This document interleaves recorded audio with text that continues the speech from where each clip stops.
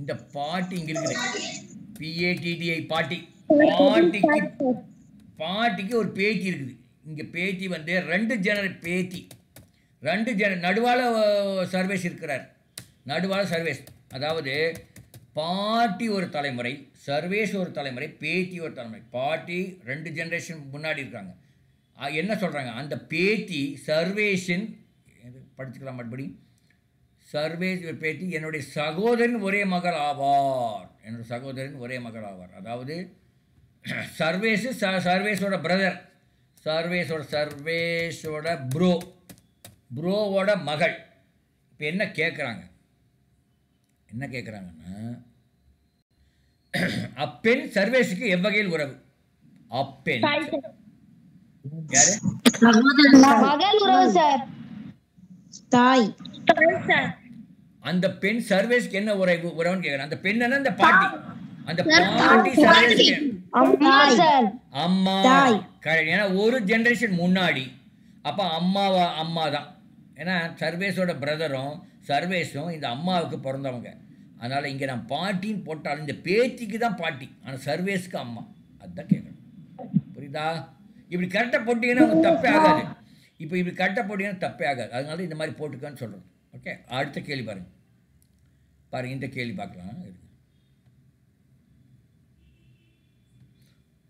ஒரு எண்ணின் 30% மற்றும் 60க்கு இடையே 30 மற்றும் 60க்கு இடையேயான வித்தியாசம் 60 எனில் அவ்வெண் யாது?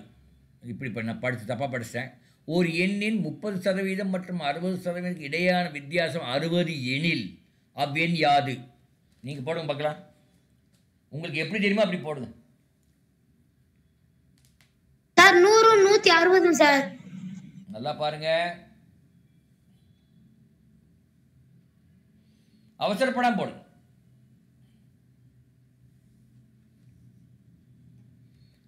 நான் ನೋಡಿದ 6 ಗಂಟೆ ಕಲ್ ನೋಡಿತೀನಿ. ನಾನು ಇಲ್ಲ 6 ಗಂಟೆ ಕಲ್ ನೋಡಿತೀನಿ.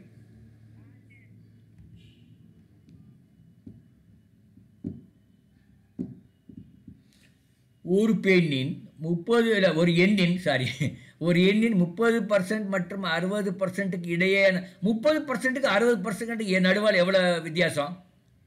30% வந்து 60 என்றால் அப்ப அந்த எண் எப்படின்னா 100% எவ்வளோ? 30% 60 என்றால் அந்த 100% எவ்வளோ? 200 என்பது சரியான விடை. அவ்வளவுதான். யார் சொன்னது 200? ஷேக் அப்துல்லா, வாழ்த்துக்கள். 200 என்பது சரியான விடை. எல்லாருக்கும் புரிஞ்சிருக்கும்னு நினைக்கிறேன். புரிஞ்சிருச்சா? அடுத்தது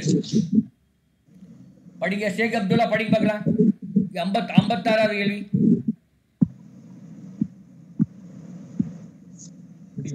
ஒரு வேலையை ஒரு வேலையை 40 ஆண்கள் 30 நாட்களில் செய்து முடித்தால் அதே வேலையை 50 ஆண்கள் எத்தனை நாட்களில் செய்து முடிப்பார்? பாருங்க, இது உங்க ஸ்கூல்ல வேற மாதிரி கூட சொல்லி கொடுத்துருக்கலாம். நான் ஒரு அது என்ன இந்த ஏரோ மார்க் எல்லாம் போட்டு சொல்லி கொடுத்தாங்களா? அது கரெக்ட் தான். அந்த மெத்தட் தப்பு சொல்ல. நான் வேற மாதிரி கொஞ்சம் வித்தியாசமா சொல்லி தரட்டுமா? Yes sir. 40 ஆண்கள் ஒரு வேலை செய்யறதுக்கு 30 நாள் ஆகுதுன்னா 20 ஆண்கள் வேலை செய்யறதுக்கு 20 ஆண்கள் தான் இருக்காங்க. அப்ப எத்தனை நாள் ஆகும்? 15 நாள் சார்.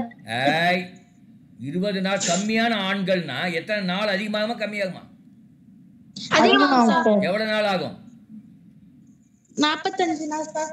60 சார். 60 நாள் ஆகும். 40 ஆண்கள் வேலை இருந்தால் 30 நாள் முடிக்கிறோம்னா 20 ஆண்கள் இருந்தால் 60 நாள் ஆகும். ஒரு ஆண் மட்டும் இருந்தால் எவ்வளவு நாள் ஆகும்? எவ்வளவு நாள் ஆகும் சொல்லுங்க. அதிக நாள் ஆகுன்னு எனக்கு தெரியாதா? இப்போ 20 ஆண்கள் அப்படின்னா 60 நாள் சொல்லிட்டீங்க இல்லையா? ஈஸியா எப்படி 60 நாள் எப்படி கால்குலேட் பண்ணீங்க சொல்லுங்க. இன்டு 2 பண்ணோம். ஏன் இன்டு 2 போட்டீங்க? அந்த இடத்துல 40க்கு பதிலா 20 இருந்ததுல சார். ஆமா, 40ல இருந்து 20 2ஆல பெருக்கினா 40 வருது. அதனால இங்க இன்டு 2 போட்டீங்க. அப்போ 40 ஆண்களுக்கு பதிலா ஒரு ஆண் இருந்தா என்ன பண்ணுவீங்க? 40ஆல பெருக்கினாதான் 40 ஆண்கள் வரும். அப்போ அந்த பக்கம் 40ஆல பெருக்குங்க. எவ்வளவு நாள் ஆகும் சார்? 120. அட பாவிகளா, பெருக்கல் எல்லாம் நீ தப்பு பண்ணக்கூடாது கண்ணா, எனக்கு கெட்ட கோபம் வந்துடும். Sir 1200 sir. 1200. நீங்கள் பெருக்கல் எல்லாம் தப்பு பண்ணலாமா? 8ஆவது வந்தாச்சு. நீங்கள் அவசர கொடுக்கையே தப்பு பண்ணாதீங்க, மெதுவாக சொல்லுங்கள். 1200 நாள் ஆகும். அப்போ ஒரு ஆண் இருந்தால் 1200 ஆகும். நம்மகிட்ட இப்போ எவ்வளோ ஆண் இருக்கு? 50 ஆண்கள் இருக்காங்க. அப்போ எத்தனை நாள் ஆகும்? 1200 50ஆல் வகுங்க. அதுதான் answer. 1200 divided by 50 is how much? 1170 sir. ஏய், டிவைடா சார்? டிவைடா சார்? ஆமாம், டிவைட் இல்லாமல் இன்ட்டுவா வரும். ஏப்பா சார் 24 நாட்கள் என்பது சரியான விடை.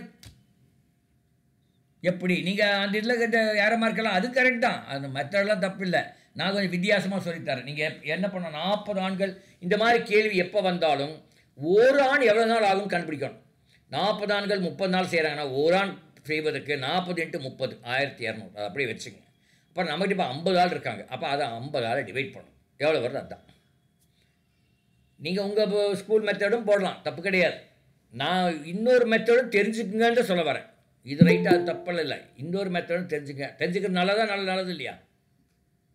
நல்லதா சார்? அதுக்கு தான் நான் சொன்னேன். ஏன்னா உங்கள் ஸ்கூலில் சொல்லித்தரதே நானும் சொன்னேன், அது வேறு. பட் நம்ம இன்னொன்று தெரிஞ்சுட்டா உங்களுக்கு இன்னும் தைரியம் உண்டாகும். உங்கள் வீட்டுக்கு போகிறதுக்கு 2 வழி இருந்தால் உங்களுக்கு தைரியம் அதிகமாக இருக்குமா கம்மியாக இருக்குமா? அதிகமா இருக்கு சார். ஸ்கூல்லேருந்து ஒரு 2 வழி இருக்குது. ஒரு வழியில் நாய்கள் நிறைய இருக்கும், இன்னொரு வழியில் நாய்கள் கம்மியாக இருக்கும். அப்போ நாய்கள் நிறைய இருக்க வழியில் நாய் இருந்துன்னு வச்சுங்க, என்ன பண்ணுவீங்க? இன்னொரு ரூட் எடுத்து போவீங்களா போக மாட்டீங்களா? போவோம் சார். ஆனால் இருக்கிறதே ஒரு சந்து தான், ஒரு ரூட்டால் நாய் இருக்குது, என்ன பண்ணுவீங்க? பயந்துட்டே போவீங்கல்ல? உங்களை கண்டு நாய் பயப்படுமா? நாய்களை கண்டு நீங்கள் பயப்படுறீங்களா? நீங்கள் பயப்படுறீங்க. இனிமேல் உங்களை கண்டு நாய் பயப்படணும். அப்படி இருப்பீங்களா? தைரியமா இருப்பீங்களா? உங்களுக்கு தெரியும், நான் நிறைய நாள் ஏர்லி மார்னிங் 5 மணிக்கு நான் ஜாகிங் போகிறேன். ஜாகிங்னா ஓடுறது, ரன்னிங் போகிறேன். அந்த எந்த தெருவில் போகிறோம் அந்த தெருவில் நாய்கள் வரும். ஒரு டெய்லி 25 நாயாவது பார்ப்பேன். எனக்கு ஒரு 5 நாயாவது துரத்தும். அந்த நாயை நான் மிரட்டுறதுனால அது பக்கத்தில் வராது. கையிலெல்லாம் குச்சிச்செல்லாம் ஒன்றும் இருக்காது. குச்சி இருந்தால் இன்னும் பெட்ரு, குச்சி இருக்காது. அப்புறம் நாயை நீங்கள் மிரட்டி பழகிட்டீங்கன்னா நாயை பார்த்து பயம் வராது. ஓகே, அடுத்தது பாருங்கள். 57வது கேள்வி. 20 முதல் 40 வரை உள்ள ஒற்றை எண்களை ஒரு வரிசையாக எழுதினால் வலதுபுறத்திலிருந்து 6ஆவதாக அமையும் எண் எது? சார் 29. இல்லப்பா, முதல்ல ஒற்றை எண்களை எழுதுவோம். ஒற்றை எண்கள்லாம் எழுதுவோமா? 20 40 வரை பாருங்க. ஒற்றை எண்கள் என்ன? ஆட் நம்பர்ஸ் தமிழில், இங்கிலீஷில். அதாவது 21 23 25 27 29 31 33 35 37 39 இதெல்லாம் ஒற்றை எண்களா?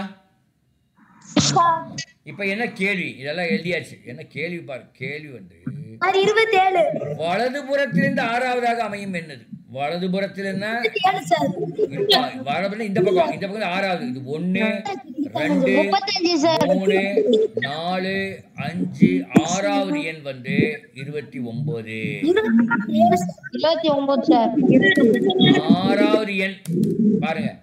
1 2 3 4 5 6th நம்பர் from the வலதுபுறம், from the right.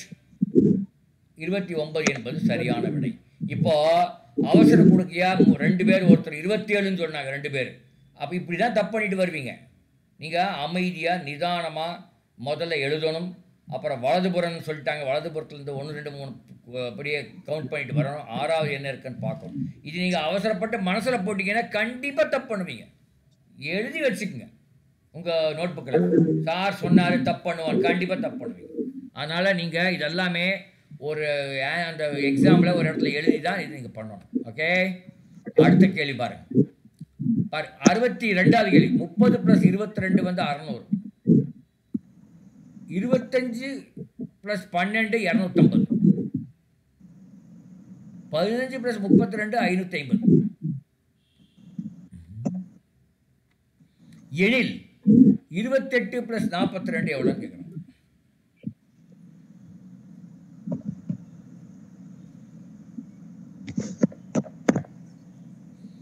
நான் போட்டேன், எனக்கு வந்துருச்சு.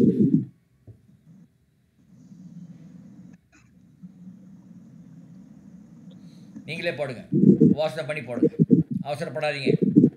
நோ அவசரம்.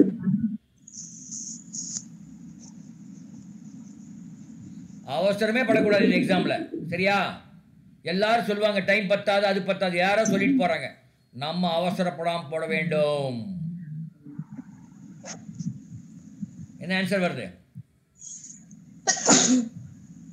எனக்கு வந்துருச்சு ஆன்சர்.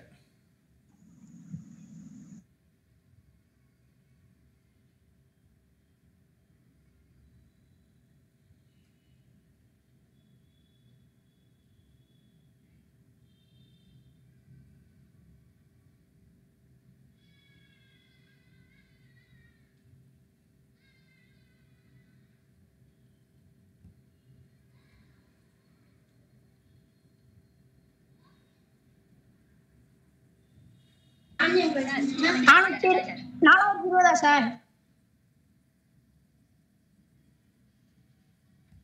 சின்ன பையன் தெரியாம சொல்லிட்டேன் சார். Sorry sir.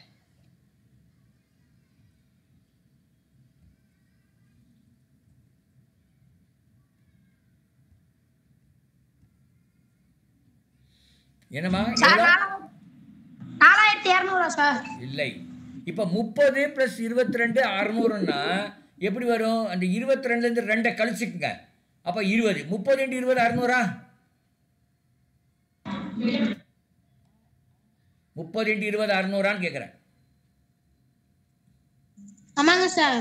அப்போ இன்ட்டுக்கு பதிலாக நாங்கள் இல்லை ப்ளஸ்ஸுக்கு பதிலாக மல்டிப்ளை பண்ணிட்டோம். அந்த 22லேருந்து 2 கழிச்சிட்டோம், அதை மல்டிப்ளை பண்ணோம். அடுத்தது பாருங்கள், 25 + 12 25 × 10 போடுங்க. 25 × 10 எவ்வளோ?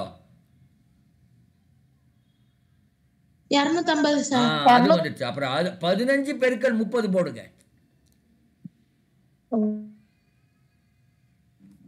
450 சார். 450. அப்போ 28 × 40 போடுங்க.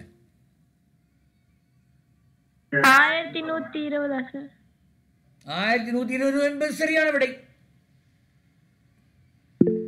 ஏன் அது உங்களுக்கே தோணலைன்னு எனக்கு தெரியல.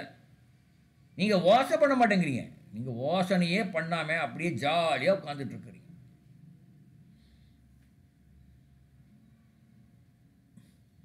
யோசனையே பண்ணாமல் நீங்கள் என்ன பண்ணுறீங்க? ஜாலியாக உட்காந்துருக்கீங்க. யோசனை பண்ணால் வந்துடும், சரியா? அடுத்து கடைசி கேள்வி. ஒருவர் 7 கிலோமீட்டர் ஆரமுள்ள வட்டப்பாதையில் நடக்கின்றார். அவர் ஒரு சுற்றை முழுமையாக முடிக்கும் பொழுது எவ்வளவு தூரம் நடந்திருப்பார்? 7 கிலோமீட்டர் ஆரமுள்ள வட்டப்பாதையில் ஒரு வட்டத்துக்கு அந்த சுற்றளவு கண்டுபிடிக்கிறதுக்கு ஃபார்முலா என்ன? πr².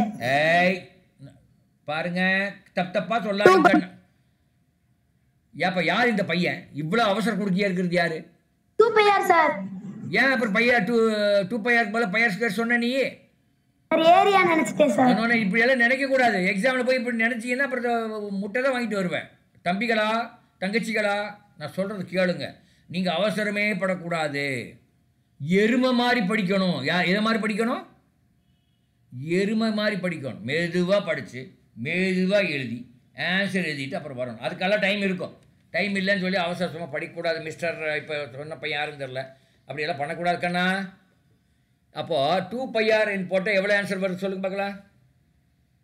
44 கிலோமீட்டரா சார்? 44 கிலோமீட்டர் என்பது சரியான விடை. Very good. ஸோ இதோட முடிச்சுக்கலாம். மீண்டும் நம்ம தொடர்ந்துக்கலாம். இப்போது உங்ககிட்ட நான் ஒரு கேள்வி கேட்குறேன், ஒரே ஒரு கேள்வி, அப்புறம் நம்ம முடிச்சுக்கலாம். இந்த பிரவீனுங்கிற பையன் அப்படி சொல்லிட்டான் இல்லையா, இப்போ என்னை கூப்பிட்டுட்டே இருக்கிறான். இப்போ நான் சாரி சார்ன்னு சொல்லியிருக்கான். அவரை உள்ளே விட்டுடலாமா? மன்னிச்சிடலாமா? மன்னிச்சிடலாமான்னு கேட்குறேன். சரி, ஓகே, நீங்கள் சொல்லிட்டீங்களா, அதனால் மன்னித்து அவர் அடுத்த கிளாஸ் வர சொல்லிடுவோம். Okay, very good, fantastic. Boys and girls, all the best. நாளைக்கு